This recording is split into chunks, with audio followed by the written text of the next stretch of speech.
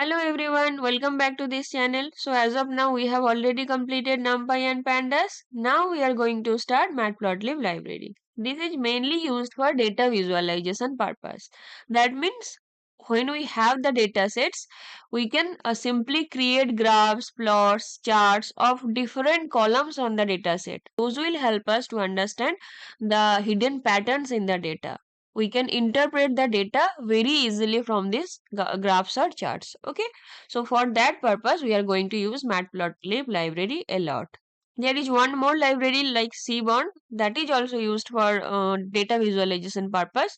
First we will learn Matplotlib, then we will study about Seaborn. Okay, now first of all let me tell you one thing, that is what are the types of data. We have already made a video. Here also I will give you a brief. First of all, it can be divided into two types. Number one is numerical data. Number two is categorical data. Numerical data means numbers like 1, 2, 3, 4, 5, your roll number. That is a numerical data. What is category? Like your gender. It may be male, maybe female, maybe others. So that is a categorical data. Okay.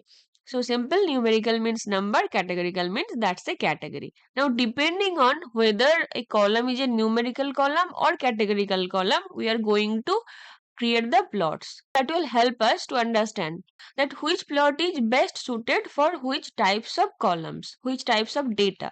Okay. Like if the columns are numerical, then scatter plot may work better. We will learn all these things while studying those things. Okay. Now see here, these are the basic plots we can do using Matplotlib library. Though it has many other wide range of libraries. By using you can create different kind of graphs, other graphs also.